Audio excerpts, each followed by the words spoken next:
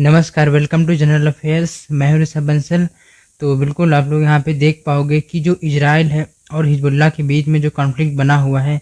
यहाँ पर ये पश्चिमी एशिया में जो स्ट्रेस बना हुआ है दोनों के बीच में, ये काफ़ी ज़्यादा घातक हो सकता है। क्योंकि जब लेबनान की जो सरकार है, जो हिजबुल्लाह के जो नेता हैं हसन नसरुल्लाह, ये गुरुवार को जब जो है टीवी पर बोल रहे थे, तब जो इजराइल के 2 सुपरसोनिक जो विमान थे वो उनके ऊपर से जा रहे थे। और वैसे भी जो 2 दिनों से लगातार जो पेजर्स अटैक है, ठीक है, उसके बाद जो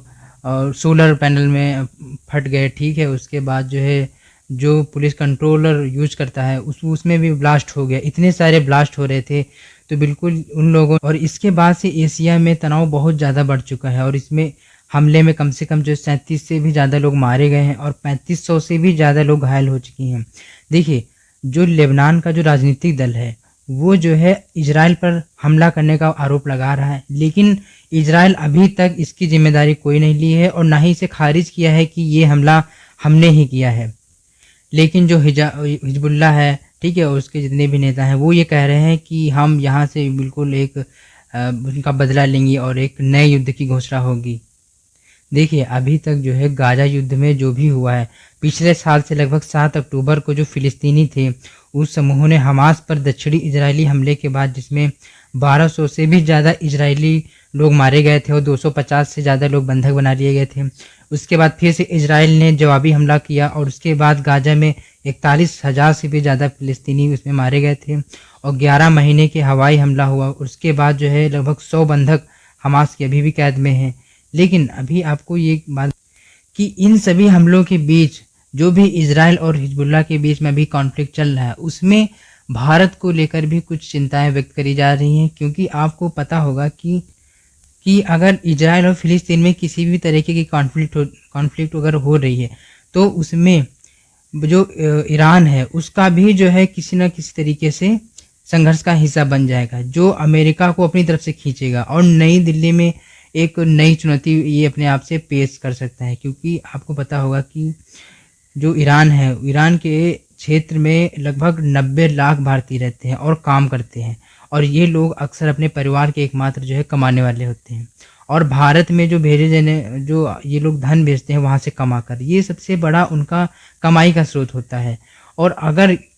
इजराइल और जो हिजबुल्लाह है इनके बीच में अगर किसी भी तरीके की अगर कॉन्फ्लिक्ट बनती है, तो इससे जो ईरान से या फिर ये कहें कि जो पश्चिमी एशिया से जो भी भारत जो 2/3 कच्चा तेल और प्राकृतिक गैस और जो पश्चिम एशियाई क्षेत्रों से ये आ रहा है, इस पे भी कीमतों में बिल्कुल कोई प्रभाव पड़ेगा और इससे भारत की अगर ऊर्जा संकट पे भी प्रभाव पड़ेगा। क्योंकि अगर वहाँ से भी अगर किसी भी तरीके से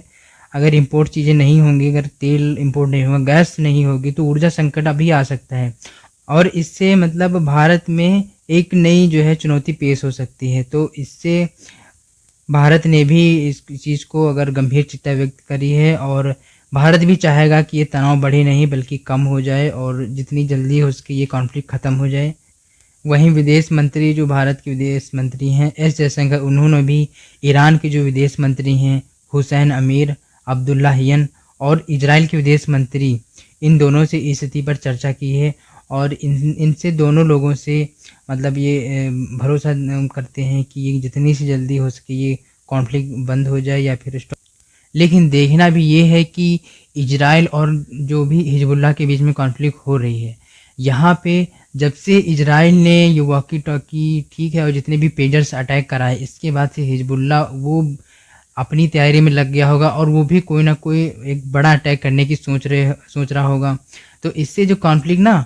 कम होने के बजाय और बढ़ेगी। और यहाँ पे आप देख सकते हैं कि अगर इंडिया को इसको पहले से ही तैयारी कर लेनी चाहिए, क्योंकि आप देखेंगे कि जो भी अभी भी प्राकृतिक गैस और जितने भी ऑयल परचेज कर रहा है इंडिया, वहाँ से अगर किसी भी तरीके की कॉन्फ्लिक्ट हो रही है और ये चीज़ें बढ़ रही हैं, ईरान की तरफ बढ़ रही हैं और पश्चिमी एशिया पे इसका प्रभाव आ रहा है, तो भारत को इससे निपटने के लिए पहले ही तैयारी करनी पड़ेगी। वेल, आपको ये बता दें कि जो पेजर्स अटैक इजराइल ने हिजबुल्लाह के जो लोगों पे अटैक किया है, वो जो हिजबुल्लाह के जो नेता बहुत ज़्यादा ख़ास थे और काफ़ी करीबी कोई मतलब जो है काफ़ी सारी ऊंची पोस्ट पे थे। तो यहाँ से इस कॉन्फ्लिक्ट से भारत को पहले से ही तैयारी कर लेनी चाहिए। और यहाँ पे जो भी पेजेस अटैक हो रहे हैं वो, और यहाँ पे देखिए इंडिया में अभी देखें जितने भी फ़ोन हैं और मतलब बाहरी कंट्रीज़ के ज़्यादा हैं। तो अगर कोई बाय द वे अगर कभी भविष्य में कोई मतलब वार होती है, कोई वार शुरू होती है, काफ़ी ज़्यादा बढ़ जाती है, तो यहाँ पे भारत के लिए एक चिंता का विषय बन सकता है। क्योंकि फ़ोन जो है अगर किसी भी तरीके का उसमें